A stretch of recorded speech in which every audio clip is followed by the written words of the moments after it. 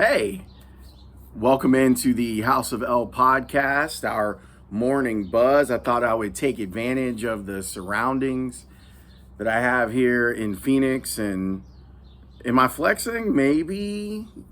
No, but I figure I'd take advantage and take the podcast outside a little bit to discuss what happened yesterday out here in the desert. That,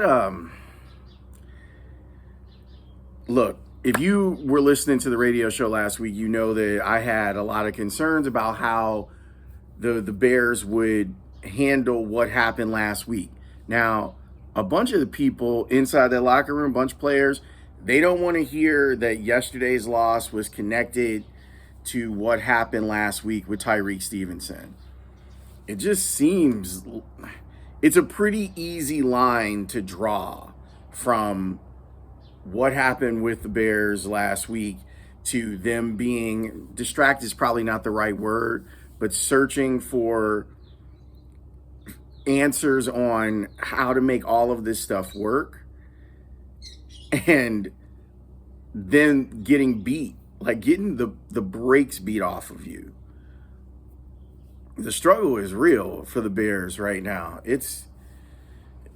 They've got a very winnable game coming up. But is any game winnable if you don't do what you're supposed to do?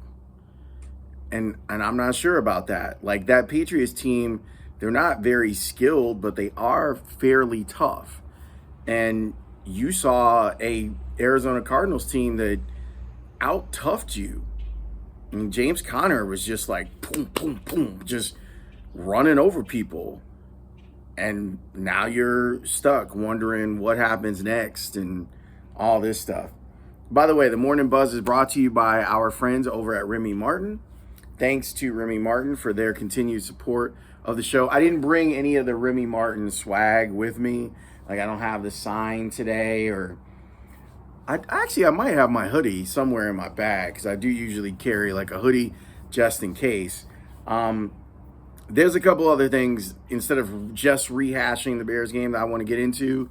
I want to talk a little bit about the experience of being back on the road. I think I need to do this more. I think I need to cover games more, especially football, where I'm comfortable. It was funny. Kevin Fishbane said to me when I walked in, he's like, "Oh, the harbinger of death. That you know something bad or something big is happening if I show up to a game." And I thought that was funny. It was very playful and nice of him to acknowledge me being there. It was great to just, when you're in the studio a lot, when you're hosting shows, you can get a little detached from what's happening in the industry. You can get a little bit detached with what's happening with the team. Like, I actually think that one of my strengths as a talk show host was the fact that I was in the field and I can take that experience with me. And I actually think that it played a significant role in my coverage last week. Like, I've seen teams like this before. Teams that kind of start looking around and maybe they're pointing fingers a little bit. And I know how that usually plays out. It usually plays out badly and teams go into the tank. Now, I was hopeful that this Bears team, because of their willingness to communicate, that they would overcome some of the pitfalls of that. But it doesn't seem like that's what they're doing. It seems like they're falling right into the trap of other teams that I've seen. And I don't mean just football. I mean, you've seen it with, you look at the most recent example. Look at the 2022 White Sox. That was a team that was kind of searching for answers and wasn't as good as they thought they were and weren't as good as what they look like on paper. And you see it ends up with them being a 500 team, and then it's snowballing and being disastrous for almost everyone who was on that team. Shout out to Michael Kopech. and Joe Kelly, because now they have World Series rings a couple of years later. But look at everyone else that was a part of that. And I've just seen a lot of teams like that. Now, you don't have to be in the field to notice that. Like, you could see that from doing talk shows or doing podcasts or whatever. But there are these little things that you can see just by being there. You know, I was talking to some people yesterday about Kyler Murray and how this is the happiest that he's been as an Arizona Cardinal. And what role does that play? Well, if you look at the statistics from yesterday, Kyler Murray didn't have to do anything special. He wasn't special yesterday, and he's still happy because he's got other people that can help him out in trying to win games. So you get that little bit of a nugget. You know, I met some people that I've only talked to via the talk show, and it's important to put a name with a face sometimes. And I did go and talk with Charles Davis, and he talked with me for 5 minutes or so before he was getting ready to get on the air.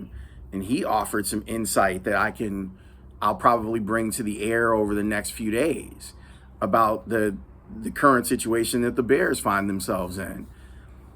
So being out there is good. You also get to kind of see like how the ecosystem works. Like, because I'm parachuting in, when I am fairly respectful to the process of the beat that's covering the team.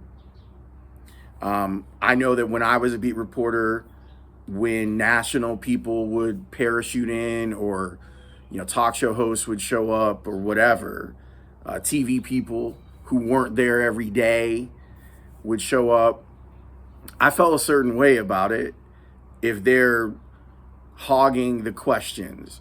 So for the most part, I fall back in those situations and I let people do their job. There's a couple different ways that you can think about that. Some people would say, hardcore beat reporters would say, you're trading off of their labor. Like, they ask the question, you get to take the answer back to whatever your place is, and then you get to use it. My thing is that if you're in a press conference, it's all fair game. If you want exclusivity, you can pull someone aside and you can talk to them, and then no one can use your work. But I like to let the beat work and let them ask the questions. They're around it. They've built the relationships. And so sitting in those press conferences is eye-opening to see like kind of how things work, like who's asking follow-up questions and things of that nature. And you also get a chance to see like who's starting to make a name for themselves and John Moon Mullen used to always talk about this, and it was one of the greatest compliments I think I've ever been given by someone. He said, I think it was my second year on the beat, he said I had reached dangerous man status, meaning I was someone that was going to get exclusives or maybe break a story here or there. I never thought I was great at breaking stories. There's a particular skill set that goes with that it's not a lifestyle that I necessarily wanted. But when you get a story, I had a few. But I always loved that he had dubbed me, that I had reached dangerous man status in his mind. And I see some people out there, dangerous man and dangerous woman, like I see some people out there that I'm like, okay. But while there is an established hierarchy, and clearly like, Brad Biggs is incredible at what he does, and so are Jason Leisure and Dan Wiederer, and like the list goes on and on and on of kind of established, old school newspaper writers that are still out here doing the damn thing. And then I see some people that are coming up. I think Mark Grody, like this past week, showed you how good you can do the job of covering a team and covering it for a radio station. I thought he was phenomenal. His Bears report with us on Wednesday, I think was one of the best Bears reports that have ever happened at the Score, and realize that Bears beat reporters in the history of the Score include me, Zach, Dan, Greeny. Like, there's been a lot of great reporters that have come through those hallways, and what Grody did, I thought, was absolutely phenomenal. I'll just tell you, I haven't told him that I'm going to say this, but I'll just say it. I think CHGO's got a star on their hands with Nicholas Moriano.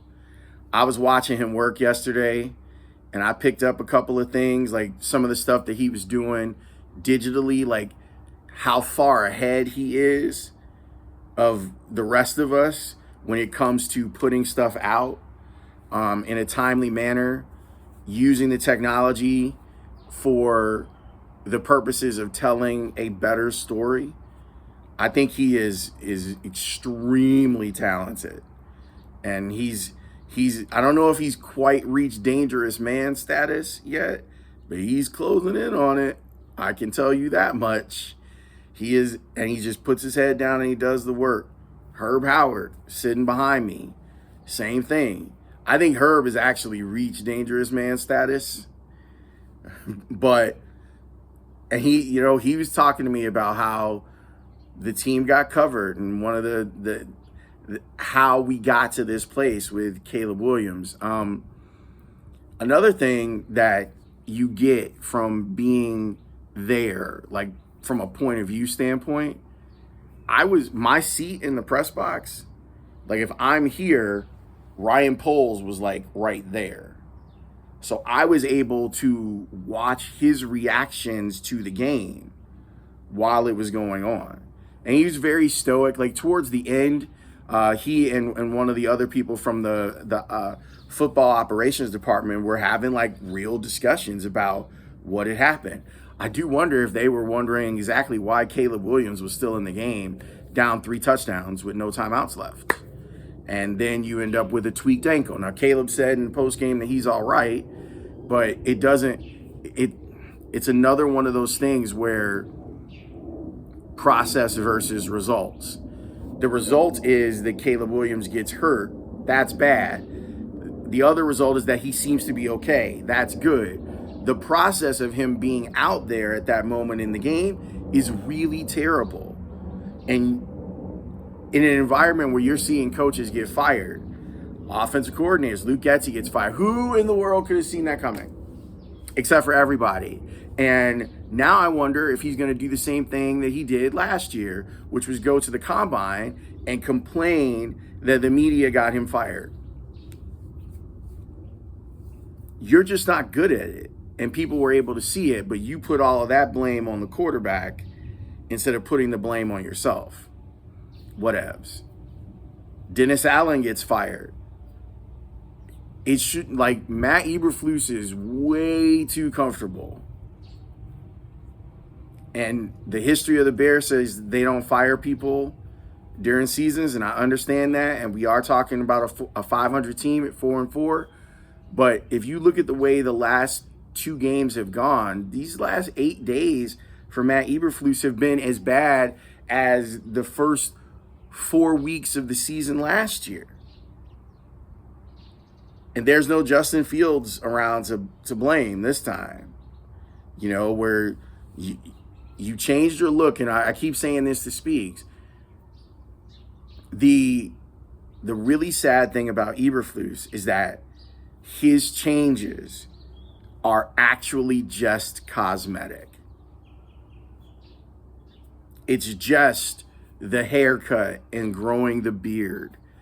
There wasn't any real change in the way that he went about doing the job of coaching. And we'll see if ideally, they're probably still going to give him more time to figure this thing out. But when you start looking around, now you have to look around the NFC, because the division, I think, is completely like out the window. Like, you're not catching Detroit. They're just too good. And that program that Dan Campbell has built up there is built on trust and accountability. And this doesn't seem similar. You can be that guy. Like, you can be the hard charging dude as long as you're willing to be accountable. And Matt Eberflus doesn't seem like he's going to be accountable. The craziest thing is him talking about how they've got to find these answers to things. Okay, they got to find the answers to what the problems have been, and they got to do it, before they put in their game plan for New England and get to practice on Wednesday. Like I said yesterday, I am not convinced that he is capable of finding answers, and he may have, and I don't mean this as a slight, because we all have our levels. Like, like maybe my level in this business is to be local instead of national. Maybe his level is being a defensive coordinator instead of being a head coach. Because this ain't it, y'all. Like, this ain't it at all. So it's sad. Really sad. But I appreciate you. I'm going to be out here for a few more days. So check it. Initially, before I moved to afternoons, I had booked this show. Dan and I had talked about it. I was like, I'm going to go do a few days. I'm going to do Thursday, Friday, Monday, Tuesday in Arizona, and then come home. And Dan was like, okay, I don't care, because he doesn't. And when I moved to afternoons, they were like, I booked this trip when the schedule came out, because this place that I'm staying at is like my favorite place to stay. If I get permission from the owner here, I'll tell you the Airbnb in case you ever want to come out here. It's a gorgeous place, but I don't want to blow up their spot without permission. Anyway, when I moved to afternoons, I said to them, I was like, I planned on doing 4 days from Phoenix. Is that okay? And in a new show, like, that's not, like, you're trying to build chemistry. So usually you stay in studio with your partner, do as many days as you can before you would do like remote. Speeds was cool with it. We've set up some stuff so like I'm on Zoom with him during the show so I can watch it in real time and like that was kind of weird. We couldn't quite get it right on Friday, but like towards the end of the show, we figured out what the glitch was, and now I think we're on point with it so that we can see each other, like hand signals, like I want to follow up or it's time to break, like that sort of thing. But I didn't know that the afternoon show, we had just gotten back. Me, Dan, Layla were at Circa before the season started, and they were like, oh yeah, we have a trip to Circa in November. And I was like, when in November? So at the end of the week, we're going to Circa. And Mitch was like, there's really no reason for you to fly back from Phoenix to then fly back 2 days later to go to Las Vegas. He's like, just stay. So I'm going to be here for a couple more days. And then I'm going to head to Vegas, my favorite flight in America, Vegas to Phoenix, Phoenix to Vegas, fly over the Grand Canyon, and you're on the ground in 45 minutes. So I'm going to meet up with them out there, and then we're going to do Friday's show and next Monday's show from Circa, which I can't wait. I can't wait to get back to Circa. Like, I had kind of been over Vegas, and Circa got me right. So I'm looking forward to that, and the sun shining here is going to be like sunny and 70 every single day, which is kind of what it's like in Phoenix, except for yesterday and Saturday. Saturday it rained and hailed, and I had seen the weather reports, and it's why I told Speaks, like, there's no reason for them to have the place open, the roof open yesterday. And it starts raining and hailing, and I'm like, do they not? It took like 20 minutes. Like, that was the other thing. I could see the thing close. It took like 20 minutes for them to get that thing closed. It's so weird. Like, this is not the place you expect that in November in Phoenix that it's gonna be cloudless and it's cloudless here, and I'm going to go back and enjoy before I get ready to do the show. Thanks to Remy Martin for sponsoring us. We really appreciate them. Thank you for your support, whether you're on Spotify or you're listening on Apple, or if you're a YouTube subscriber. We appreciate you here at House of L. It's been a good couple months of football coverage on House of L. We will try to keep that going. I will see you next time.